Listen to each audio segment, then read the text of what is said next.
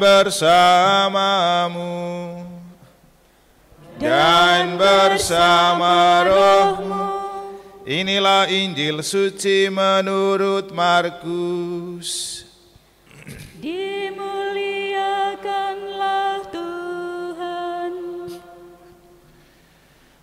Pada waktu itu Herodes mendengar tentang Yesus, sebab namanya memang sudah terkenal, dan orang mengatakan Yohanes Pembaptis sudah bangkit dari antara orang mati, dan itulah sebabnya kuasa-kuasa itu bekerja di dalam dia. Yang lain mengatakan dia itu Elia. Yang lain lagi mengatakan dia itu seorang nabi sama seperti nabi-nabi yang dahulu.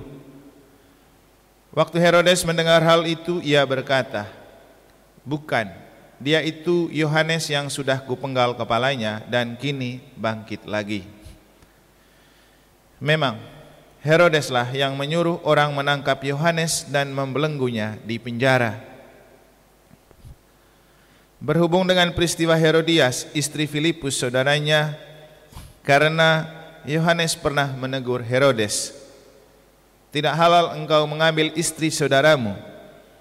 Karena kata-kata itu Herodias menaruh dendam pada Yohanes dan bermaksud membunuh dia, tetapi tidak dapat sebab Herodes segan akan Yohanes, karena ia tahu bahwa Yohanes adalah yang benar dan suci, jadi ia melindunginya. Tetapi setiap kali mendengar Yohanes, hati Herodes selalu terombang-ambing, namun ia merasa senang juga mendengarkan dia. Akhirnya, tiba juga kesempatan yang baik bagi Herodias, ketika Herodes pada hari ulang tahunnya mengadakan perjamuan untuk para pembesar, para perwira dan orang-orang terkemuka di Galilea. Pada waktu itu putri Herodias tampil lalu menari, dan ia menyukakan hati Herodes serta tamu-tamunya. Maka raja berkata kepada gadis itu, "Mintalah daripadaku apa saja yang kau ingini, maka aku akan memberikannya kepadamu." Lalu Herodes bersumpah kepadanya, "Apa saja yang kau minta akan kuberikan kepadamu, sekalipun itu setengah dari kerajaanku." Anak itu pergi dan menanyakan ibunya, "Apa yang harus kuminta?" Jawab ibunya, "Kepala Yohanes Pembaptis." Maka cepat-cepat ia pergi kepada raja dan meminta, "Aku mau supaya sekarang juga engkau berikan kepadaku kepala Yohanes Pembaptis dalam sebuah talam." Maka sangat sedihlah hati raja, tetapi karena sumpahnya dan karena segan terhadap tamu-tamunya, ia tidak mau menolaknya. Raja segera menyuruh seorang pegawai dengan perintah supaya mengambil kepala Yohanes. Orang itu pergi dan memenggal kepala Yohanes di penjara. Ia membawa kepala itu dalam sebuah talam dan memberikannya kepada gadis itu, dan gadis itu memberikannya pula kepada ibunya. Ketika murid-murid Yohanes mendengar hal itu, mereka datang dan mengambil mayatnya dan membaringkannya dalam kubur. Demikianlah sabda Tuhan. Terpujilah Kristus.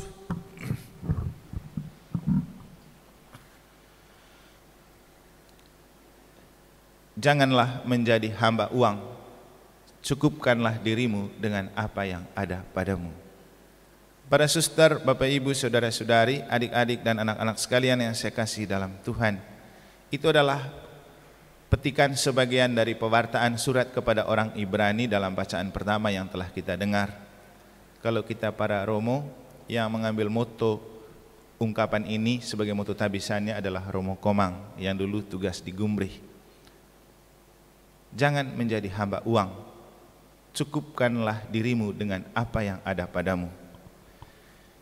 Kita semua butuh uang, tetapi kita tidak bisa menggantikan manusia dan Tuhan dengan uang.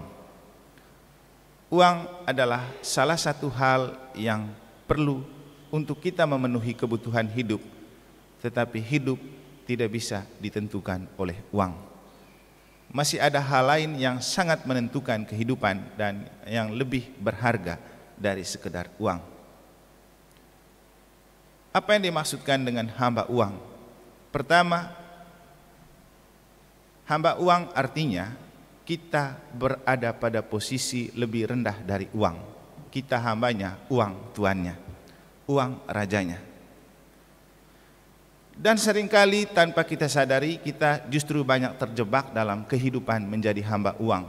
Uang menjadi yang paling utama dan pertama, bukan kehidupan itu sendiri, bukan pribadi yang perlu hidup.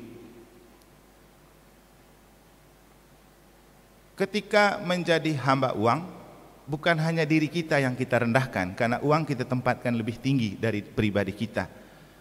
Bahkan Tuhan pun kita ganti dengan uang. Maka Tuhan kita bukan Tuhan yang menciptakan dan memelihara hidup, tetapi uang. Konsekuensi logisnya dalam hidup, orang bisa all out untuk mengejar uang, biar tidak perlu berdoa.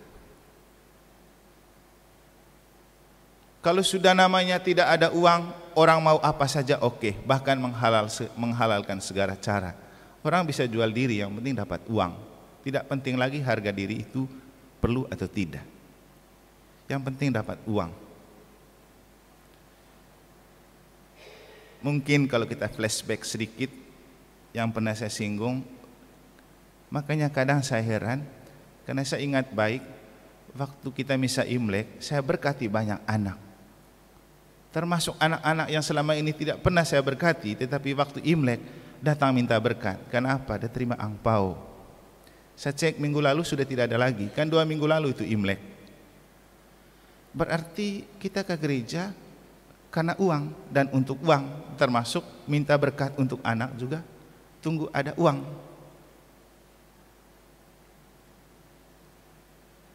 Dan sebagai orang tua, kalau kita mengajarkan anak seperti itu, saya rasa kita rugi punya harga diri, karena kita tidak diciptakan oleh uang, kita diciptakan oleh Tuhan. Konsekuensi lain dari hamba uang adalah kita terjebak dalam kondisi seperti ini. Ketika kita kelebihan uang, kita bisa beli apa saja dan buat apa saja karena kita punya banyak uang. Tapi kalau kita kekurangan uang, kita bisa merasa bahwa hidup itu seperti sudah tidak ada gunanya lagi. Padahal kita masih bisa bernafas tanpa uang. Dan kalau kita kekurangan uang, itu bisa menjadi pemicu untuk kita lupa siapa yang berharga dalam hidup. Kadang saya berpikir begini, ada orang yang menikah, setelah menikah mereka pisah untuk cari uang.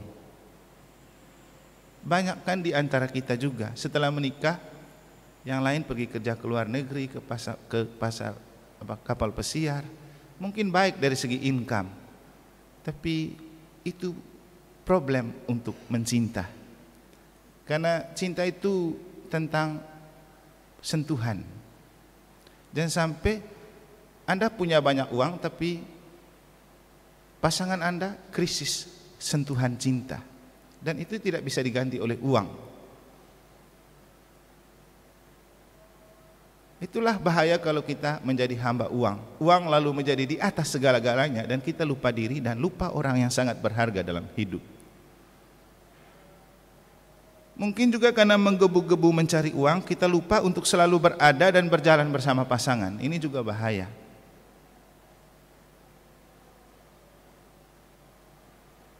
Jadi mungkin karena kita terlalu menggebu-gebu cari uang, kita lupa berjalan dan berada bersama pasangan. Di suatu tempat pernah terjadi, seorang istri ingin mengurus SIM. Dia ajak suaminya untuk ke kantor polisi, tapi suaminya sibuk. Dia bilang, pergi sendiri aja lah, Mak. Dan hasil akhirnya di sana dia ketemu dengan polisi yang kemudian mereka ngobrol-ngobrol, lalu lama-lama jatuh hati. Tahu-tahu dengan bahasa gombalnya para lelaki kan, lihat perempuan cantik jalan sendiri, dia tidak peduli entahkah engkau sudah punya suami atau tidak, dia bisa merayu. Dan untuk istri-istri yang krisis perhatian, dia terlalu gampang untuk tergoda dan terbuai. Lalu mereka menjalani cinta sebagai kekasih gelap. Nah, pertanyaannya, untuk apa suami punya banyak uang kalau kemudian istrinya seperti itu? Ini contoh ketika kita menjadi hamba uang. Kita mengejar uang sebanyak-banyaknya, tapi kita lupa yang paling berharga adalah harga diri dan orang yang sangat dekat dengan kita. Dalam Injil kita mendengar cerita tentang Herodes yang memang juga punya banyak uang dan kekuasaan. Dan ia bisa melakukan apa saja. Bahkan ia menyuruh anak Herodias untuk menari dan jaminannya adalah kekayaan. Dia bilang, engkau menari pada saat ulang tahun saya dan kau mau minta apa saja, bahkan setengah dari milikku akan kuberikan kepadamu. Karena kaya, karena uang, dia bisa buat apa saja. Tapi di luar dugaannya dia, justru anak ini tidak minta kekayaan, tapi minta kepala Yohanes. Coba, di luar dugaan. Dan Herodes memang agak menyesal karena dia tidak berpikir bahwa yang diminta itu penggal kepala Yohanes. Dia pikir kekayaannya yang diminta. Ya, mau tidak mau harus bunuh. Itulah kalau punya banyak uang, mau apa saja oke. Makanya kepada anak-anak muda selalu saya bilang, kalau kamu mencari jodoh, carilah jodoh apa adanya, jangan karena ada apanya. Lebih baik dia tidak punya apa-apa, hidup apa adanya, gaji cukup, pekerjaan cukup, daripada dia punya banyak uang, Anda akan pasti keteteran. Dia bisa buat apa saja. Sekarang ini kan selingkuhan bisa dibeli, dan dulu saya bilang bayar selingkuhan itu lebih mahal daripada bayar istri atau suami sendiri. Dan untuk orang yang punya uang bisa saja. Jadi dia bisa buat apa saja, beli apa saja, beli manusia pun dia bisa. Kalau sudah jadi hamba uang. Tapi bukan itu sebenarnya yang membahagiakan. Masih ingat ketika saya bercerita tentang cerita dari Romo Liber, itu Hotman Paris, pengacara yang paling hebat. Kita kalau lihat di medsos kan, oh apa yang dia tidak punya, mobil mewah semua ada, perempuan-perempuan cantik semua mepet sama dia.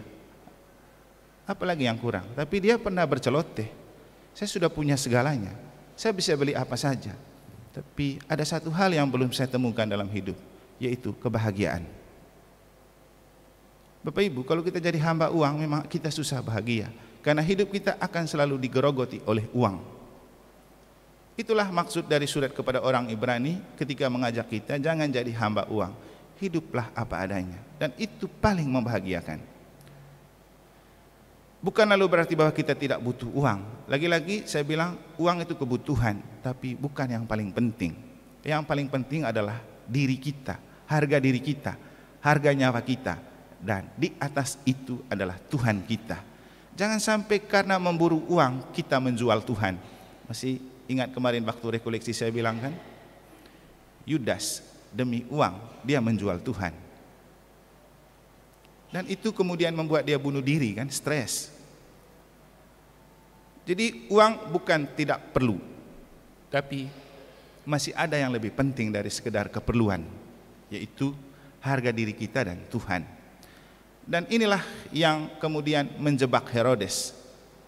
Ketika ia berpikir bahwa uang dan kekayaan bisa melakukan apa saja, tapi itu yang merusak harga dirinya. Karena akhirnya ia harus membunuh Yohanes Pembaptis, kan merusak harga diri. Dia lalu jadi pembunuh. Yang menarik juga untuk kita maknai dari Herodes ini, itu orang kalau sudah mabuk uang dan menjadikan uang sebagai Tuhan, dia pasti bangga dengan kejahatan.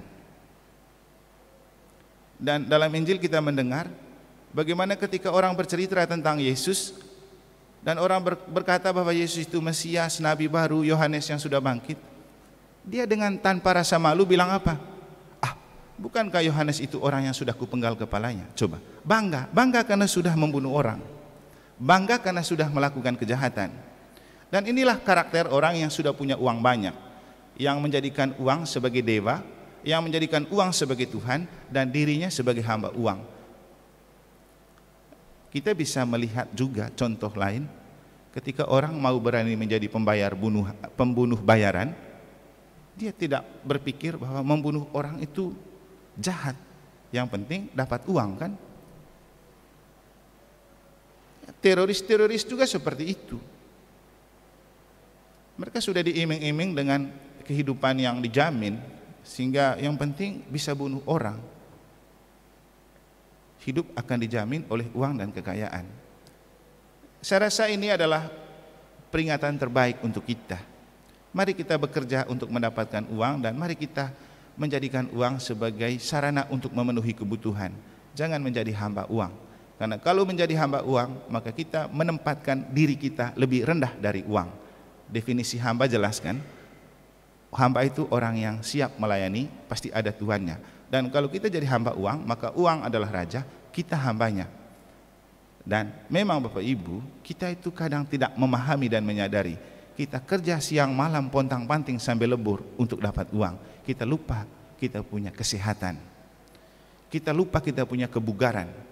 Kita lupa kita perlu bersenang-senang dalam hidup. Kadang orang bekerja tanpa kenal lelah, sampai ia lupa istirahat, ia lupa berada bersama keluarga. Begitu uang sudah banyak, apakah bahagia? Belum tentu juga. Mungkin juga cerita tentang seorang kaya yang bodoh yang pernah disampaikan oleh Yesus menjadi sebuah inspirasi untuk kita. Ketika satu orang muda kaya atau orang kaya yang mengatakan begini, diriku semua sudah ada padamu, gudang ada, apa-apa ada, makan dan minumlah sebebas-bebasnya.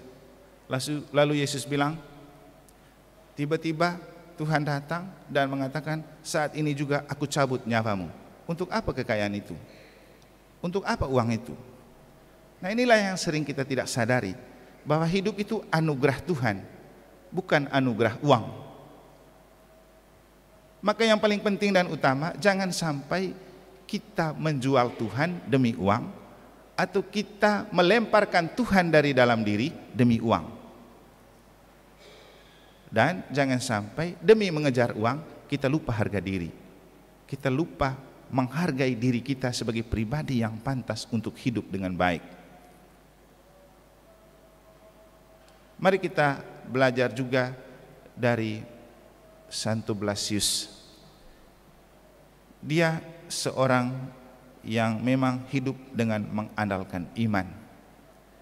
Dan iman itulah yang menjadi modal yang membuat dia bisa tampil sebagai penyelamat bagi sesama. Satu kali ketika ada satu orang anak yang tersangkut ikan di tenggorokannya, ia sudah hampir mati. Tapi dia datang dan berdoa. Doanya membuat tulang ikan itu keluar dan anak itu sehat kembali. Ini cerita sangat sederhana, tapi sangat bermakna untuk menunjukkan arti dan kekuatan iman. Orang beriman akan selalu menjadikan Tuhan sebagai raja dalam kehidupan. Orang tidak beriman akan selalu menjadikan uang sebagai raja dalam kehidupan. Orang beriman akan selalu ingin menjadi hamba Tuhan, tapi orang yang materialis akan selalu ingin menjadi hamba uang. Sebagai orang beriman, kita tidak usah takut untuk kekurangan dan ketiadaan uang, karena kalau uang tidak ada di dompet pun, nafas masih kita hirup, karena itu gratis diberikan oleh Tuhan. Kalau mungkin kita sama sekali tidak ada uang pun, kita masih punya tetangga, masih punya sahabat untuk bisa kita minta makan, dan pasti orang beri. Apalagi kalau Tuhan sudah bekerja. Yang paling penting adalah kata-kata Tuhan ini. Sebaiknya dahulukan kerajaan Allah dan kebenaran, maka semua yang lain akan ditambahkan kepadamu.